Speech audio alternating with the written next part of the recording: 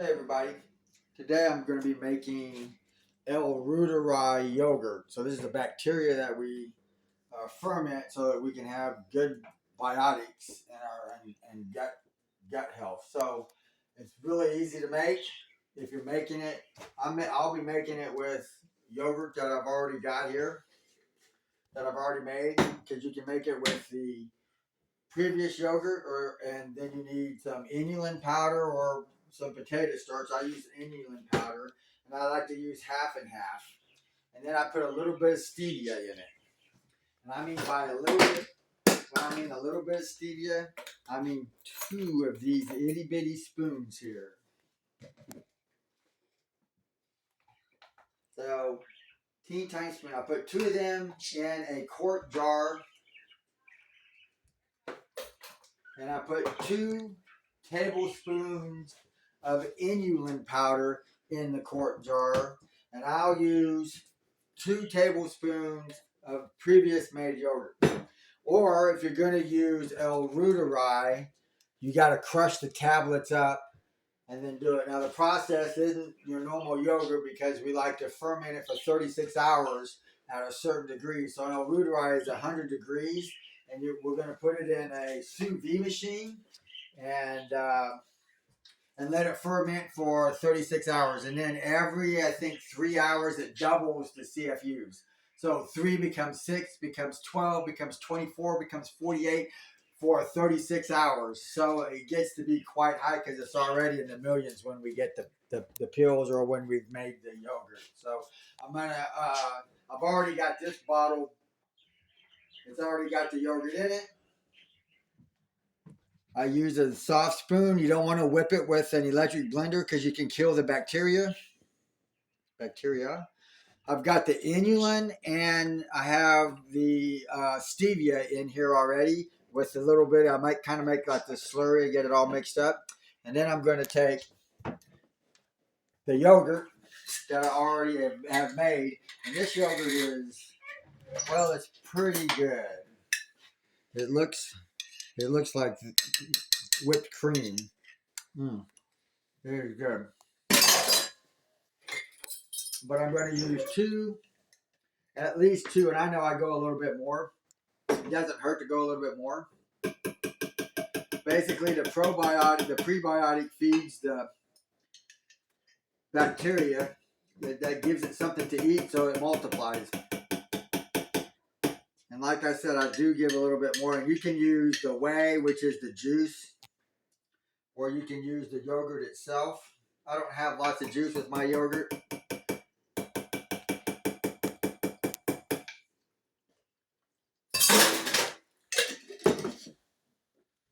And then just stir it up. And like I said, I like to use half and half. You can do heavy whipping cream if you want. But this really makes some rich, thick, delicious tasting yogurts. We put nuts in it. A little bit of raisins, but again, you got to watch the fructose, the sweetener in the fruit.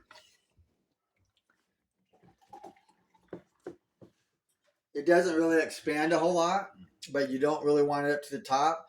I've been told to leave the lid loose, but I really don't. I don't crank it down tight, but I don't leave it loose because I don't want it leaking. And I haven't had a problem. I've been making this stuff for like 3 years now. There is a book out, and I think the doctor's name, Dr. Mark Harmon. I'll look that up. But he got a book called, shoot, I don't even remember the name of the book now. But that's about how I like to leave it because I want the water to come all the way up to the top, and then the sous vide will cook. It'll cook anything. It'll cook meat. You put it in plastic. But this is going to cook my yogurt. Good luck.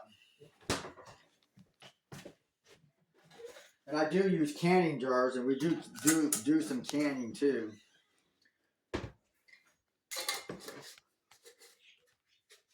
Now, anything over 109, 110 degrees starts killing the bacteria. Anything over 36 hours, and then the bacteria runs out of food, it'll start eating itself and actually go down in CFU. I like to get the water somewhat hot, and it'll say it's going to be over the amount of degrees, but it doesn't stay there long enough because remember, this is cold. temperature, and so warming it up doesn't get the whole thing to the middle, and by the time it gets cooled down, it'll be 100. I set my sous vide at 105. Sous vides are all kind of different, so play around and use a thermometer to see what the temperature is on the jar. And you want it to be about 100 degrees, so 101, 102. I set my sous vide at 105 or so, and it comes out to be right around 97 to 102, and it makes delicious yogurt. This is supposed to aid in healing, and I've had some bumps on my head that's healed in 10 days. The scab just falls off. It's incredible. See, I'll take the water right up to the bottom. I won't take it up there right now because I'm getting ready to move it, and I don't want it sloshing around. And then I'll take a cup and I'll fill it up the rest of the way when I get done. So we move it over here. You can buy this on Amazon. You can buy the lid on Amazon. You can buy the lid that I'm going to put it on Amazon. Sorry about that. We had a phone call in the middle of it. So I got my sous vide on. Right now it's at 120 degrees. Like I said, that'll be coming down, and it's not hurting the yogurt any because it's so much cold in there already. And you just push the button for the 105, and then you dial up the degrees or the time to 36 hours. And then hit play. What it does is it heats the water up and then it circulates it around so it stays at that temperature. Like I said, I'll want to add some water so that I bring the water level right up to where the yogurt is.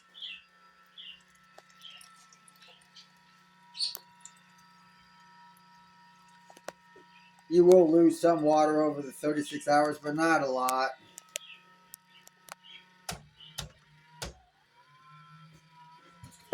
Yeah, it's typically quiet. Like I said, I've been making this yogurt now for 3 years.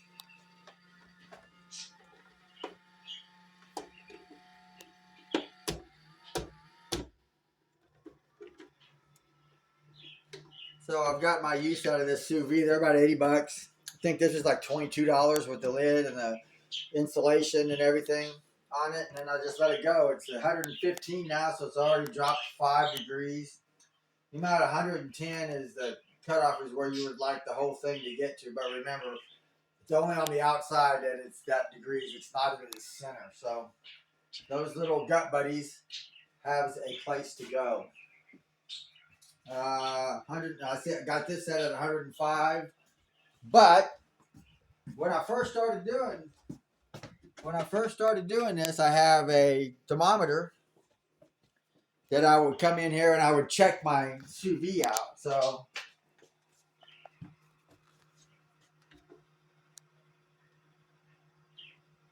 right now it's at 81, 83, and then I'm just pointing it right at the top, so I'm not really getting much of the water.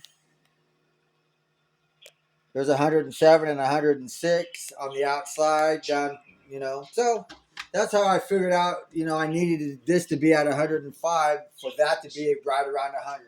36 hours later, I'll wipe all the water off and I make sure I undo the rings because the rings will have a tendency to want to try to rust in here. And that just ruins the ring. But you dry the rings off, you put them in the refrigerator, and then chill them out. And man, it's great. Anyway, that's ruiteri yogurt. Thank you, Kevin Rutherford, for the recipe and helping us make it.